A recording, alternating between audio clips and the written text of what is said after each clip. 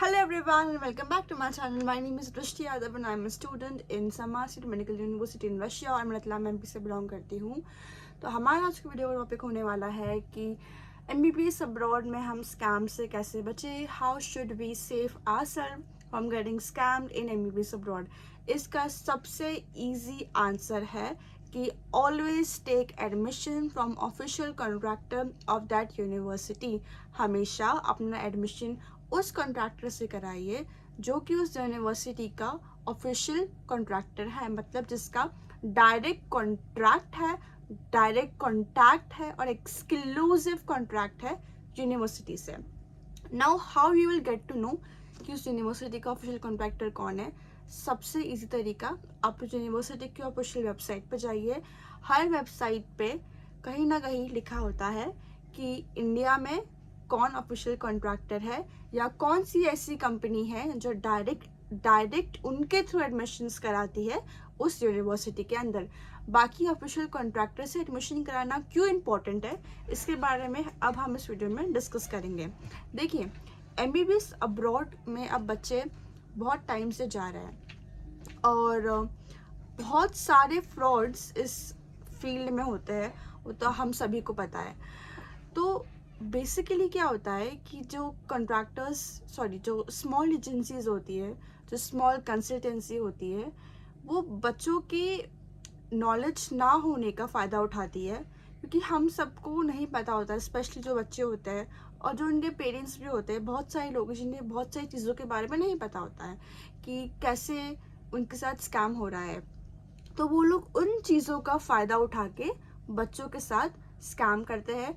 या तो उनका टाइम वेस्ट होता है, या तो उनके पैसे तो वेस्ट होते ही होते हैं और उनकी डिग्री भी ख़राब हो जाती है। तो ऐसी कौन कौन सी चीज़ें हैं जिसके बारे में हमें ध्यान रखना चाहिए ताकि हम स्कैम ना हों। हमको पहले बताया कि always take admission from official contractor. इसका रीज़न ये भी है क्योंकि अगर आप ऑफिशियल कॉन्ट्रैक्टर से एडमिशन लेते हैं तो आपका बाकी का जो एक बाकी की चीज़ें आपकी कट ऑफ हो जाती है। सीधा नो बकवास, सीधा एडमिशन और सीधा आपका डिग्री 6 साल का। लेकिन जो स्मॉल एजेंसीज इन्वॉल्व होती है एडमिशन के लिए, मैं ये नहीं बोल रही हूँ कि सिर्फ स्मॉल एजेंसी करता है, बहुत सारी ऐसी बड़ी कंपनीज भी है अभी मार्केट के अंदर जो बच्चों को स्कैम करती है। तो ये आपकी रिस्पॉन्सिबिलिटी, आपको पहचानना है कि कौन आपके साथ स्कैम कर रहा है और कौन नहीं। इसके लिए आपको क्या जानना ज़रूरी है कि किन किन रीज़न से या किन किन चीज़ों में स्कैम होता है। तो मैं आपको बताती हूँ। पहला चीज़, नीट का स्कैम। नीट का स्कैम क्या होता है, अभी भी बहुत सारे बच्चे हैं और बहुत सारे एजेंट्स हैं जो बच्चों को बेवकूफ़ बनाते हैं कि बिना नीट के आप MBBS अब्रॉड में कर सकते हैं। हाँ, आप बिना नीट के MBBS अब्रॉड तो कर लेंगे, लेकिन आप इंडिया में आके प्रैक्टिस नहीं कर पाएंगे। अगर आपको इंडिया में प्रैक्टिस करना है एज अ डॉक्टर और आपका किसी भी रीज़न से इंडिया में नहीं हो पाता है, अब्रॉड में प्रैक्टिस करते हैं, अब्रॉड में पढ़ाई करते हैं और आप वापस जाके इंडिया में प्रैक्टिस करना चाहते हैं, तो आपका नीट क्वालिफाई होना बहुत ज़रूरी है। बहुत सारे बच्चे due to lack of knowledge ये गलती करते हैं, जाते हैं पढ़ाई करने के लिए और फिर क्या चलता है पता कि हम तो इंडिया में प्रैक्टिस कर ही नहीं पाएंगे। तो इससे आपको सावधान रहना चाहिए। दूसरी चीज़ है बायलिंगुअल यूनिवर्सिटी फ्रॉड। ये क्या होता है कि रशिया में होती है दो टाइप की यूनिवर्सिटीज़। पहली होती है बायलिंगुअल, दूसरी होती है जो बायलिंगुअल नहीं होती है। बायलिंगुअल का मतलब क्या होता है, वो यूनिवर्सिटी जिनमें दो लैंग्वेज में पढ़ाई होती है, पहला इंग्लिश में, दूसरा रशियन में। मतलब कि आपकी 6 साल की डिग्री में 3 साल आपका या तो इंग्लिश में होगा और फिर बाकी का 3 साल आपका रशियन में होगा या वाइस वर्सा।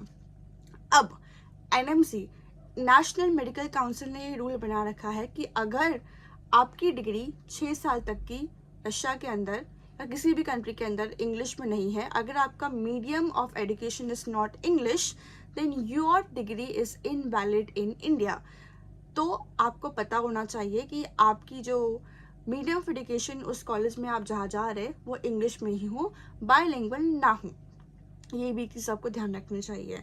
दूसरी चीज़ है कि always try to avoid overcrowded universities.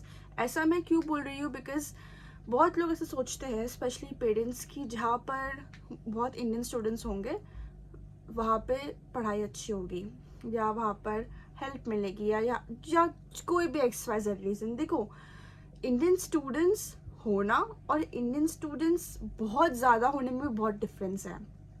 एक यूनिवर्सिटी की, स्पेशली रशिया में मैं बात करूं, तो हम लोग क्या है, हम एक फॉरेन मेडिकल स्टूडेंट है रशिया के अंदर। एक फिक्स्ड अमाउंट ऑफ सीट्स हर साल एक यूनिवर्सिटी निकालती है। अब इस यूनिवर्सिटी में सिर्फ इंडियन स्टूडेंट्स नहीं पढ़ते हैं, दूसरी कंट्रीज़ के बच्चे भी हैं जो पढ़ते हैं। इजिप्ट से है, अफ्रीका से है, सऊदी से है, बहुत सारे बच्चे हैं जो पढ़ने आते हैं। तो उन स्टूडेंट्स को मिलाकर एक फिक्स्ड अमाउंट ऑफ सीट्स होती है रशिया के अंदर। तो क्या होता है कि कुछ यूनिवर्सिटीज़ में, मैं आपको नाम नहीं लूँगी, पर मुझे पता है या शायद आपको भी पता होगा कि उन यूनिवर्सिटीज़ में ज़रूरत से ज़्यादा बच्चों का एडमिशन करा दिया जाता है। कि अगर 250 सीट्स है तो 300 का एडमिशन करा दिया। अब उन 50 के साथ क्या होगा, आपकी 6 साल की जर्नी में उन 50 बच्चों का किसी भी बेसलेस रीजंस की वजह से रेस्टिगेशन हो जाता है। तो अगर आपको रेस्टिगेशन से बचना है तो उन्हीं यूनिवर्सिटीज़ में जाए जिनमें फिक्स्ड अमाउंट ऑफ सीट्स ही, मतलब फिक्स अमाउंट ऑफ सीट्स में एडमिशन्स होते हैं। और how you will get to know about that, take admission from official contractor of that university, because official contractors की रिस्पॉन्सिबिलिटी होती है कि वो ध्यान रखे कि उनकी सीट जितनी है उतनी ही रहे, बच्चे एक सीट ना हो। इसलिए मैं आपको बोलती हूँ ऑफिशियल कॉन्ट्रैक्टर क्यों ज़रूरी है।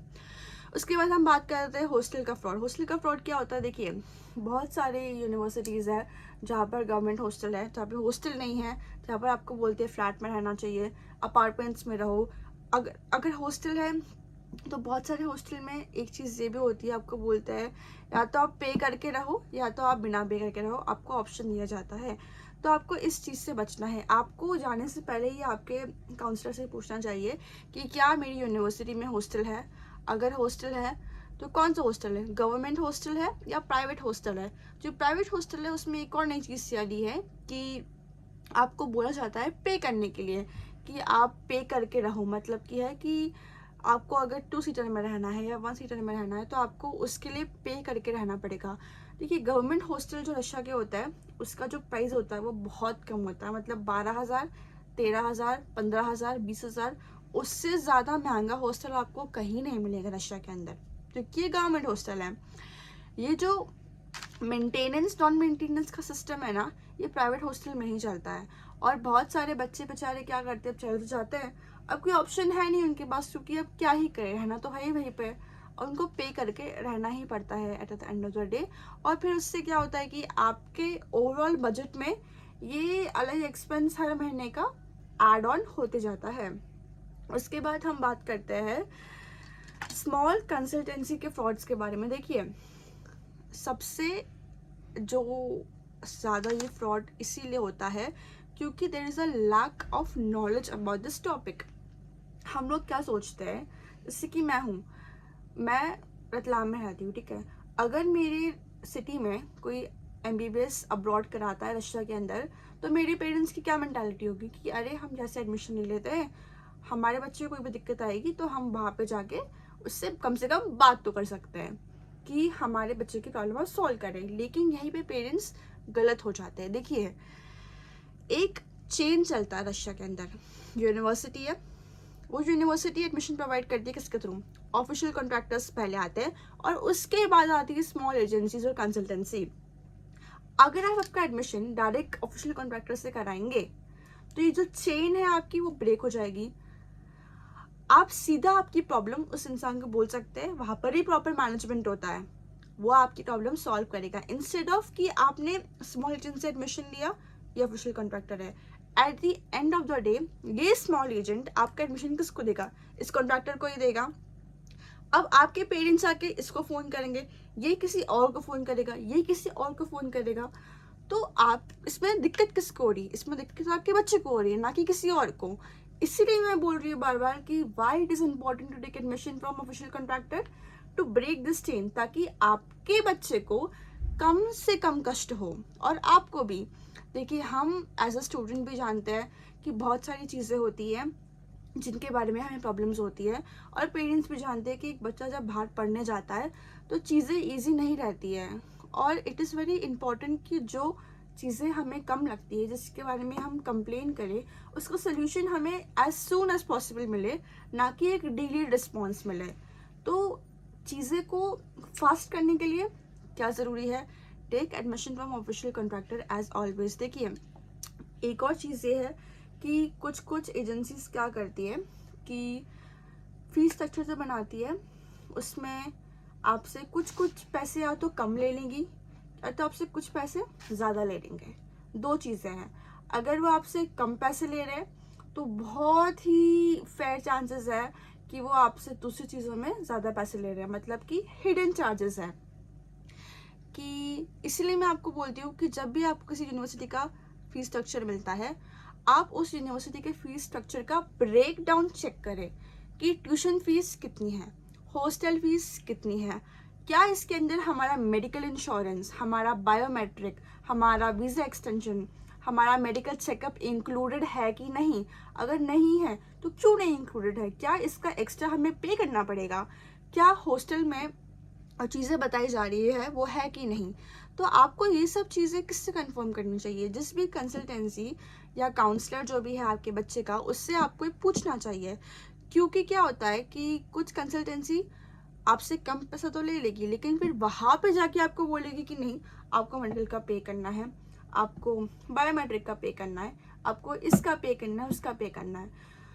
तो बात क्या हो गई? एंड ऑफ द डे पैसा तो वो आपसे ले ही रहे, चाहे वो हिडन चार्जेस में ले या कैसे भी ले। इसीलिए आप ऐसे कॉन्ट्रैक्टर से एडमिशन कराए जो आपको पहली बात तो एक प्रॉपर ब्रेकडाउन दे आपके फीस स्ट्रक्चर का, कि ये आपको पे करना है, ये अमाउंट जो आप पे कर रहे हैं इसमें ये चीज़ें इंक्लूडेड है और क्या इंक्लूडेड नहीं है। तो that is why it is very important to take admission from an official contractor. मैं आपको बार बार यही कहूँगी कि स्कैम से बचने के लिए बहुत ज़रूरी है कि आप एक ऑफिशियल कंपनी या कॉन्ट्रैक्टर से एडमिशन लें। क्योंकि जब आप एक ऑफिशियल कॉन्ट्रैक्टर से एडमिशन लेते हैं, क्योंकि उनके जो मैनेजमेंट के लोग हैं they are always present here. मेरी यूनिवर्सिटी में समारा की हम बात करें तो ऑफिशियल कॉन्ट्रैक्टर प्रेजेंट है। हमारी यूनिवर्सिटी में उनका प्रॉपर मैनेजमेंट है, हमें कोई भी दिक्कत आती है तो हम उनसे बोलते हैं, तो वही हमारी प्रॉब्लम सॉल्व करते हैं। तो वही चीज़ है कि हमें ऑफिशियल कॉन्ट्रैक्टर से एडमिशन लेना चाहिए ताकि हमारी प्रॉब्लम्स कम हो जाए, ना कि ज़्यादा डिफ़िकल्टी हो इन फ्यूचर आपको। तो आई होप आपको ये चीज़ समझ में आई हो इस वीडियो के अंदर कि ऑफिशियल कॉन्ट्रैक्टर्स क्यों ज़रूरी है। आप ये सोचते हैं कि मैं क्यों सेम चीज़ रिपीट कर रही हूँ बार बार, ऑफिशियल कॉन्ट्रैक्टर। आप पैसे बचाने के चक्कर में आपके बच्चे के फ्यूचर को या खुद के फ्यूचर को डेंजर में मत डालो। अगर कोई आपको कम पैसे में काम करा रहा है तो आप ये चीज़ भी देखो कि उसका कहीं ना कहीं फ़ायदा है, कहीं ना कहीं वो आपसे भी पैसे किसी भी हिडन सोर्स में ले लेगा। तो ऐसा तो है नहीं कि आपका पैसा कहीं पे भी बचेगा। जिसको आपके पैसे खाने होंगे वो किसी भी तरीके से आपका फ्रॉड करके आपसे पैसे ले लेगा। इसीलिए मैं आपको बोल रही हूँ कि आप जहाँ पर भी जाते हो, किसी भी यूनिवर्सिटी में जाते हो, किसी भी कंसल्टेंसी से जाते हो, आप वहाँ के बच्चे से पता कराओ कि क्या वहाँ पर रियलिटी चल रही है। क्योंकि कंसल्टेंसी वाले तो क्या ही बोलते हैं कि हाँ सब अच्छा है, हॉस्टल अच्छा है, ये अच्छा है, वो अच्छा है, लेकिन रियलिटी किसको पता रहती है वहाँ की? वहाँ पे जो बच्चा पढ़ रहा है। तो यही था इस वीडियो के अंदर। अगर आपको वीडियो पसंद आया हो तो please like share subscribe to my channel and please please please guys scam से बचो और ऑफिशियल कॉन्ट्रैक्टर से एडमिशन लो। अगर आपको कोई भी क्वेरी हो या आपको जानना हो किस यूनिवर्सिटी का ऑफिशियल कॉन्ट्रैक्टर कौन है तो आप मुझे व्हाट्सएप पे टेक्स्ट कर सकते हैं। मैं आपको बता दूंगी कि इस यूनिवर्सिटी में इसके थ्रू एडमिशन्स होते हैं और क्या सेफ ऑप्शंस हैं। सो या thanks for watching and I will see you next video very soon. Bye bye.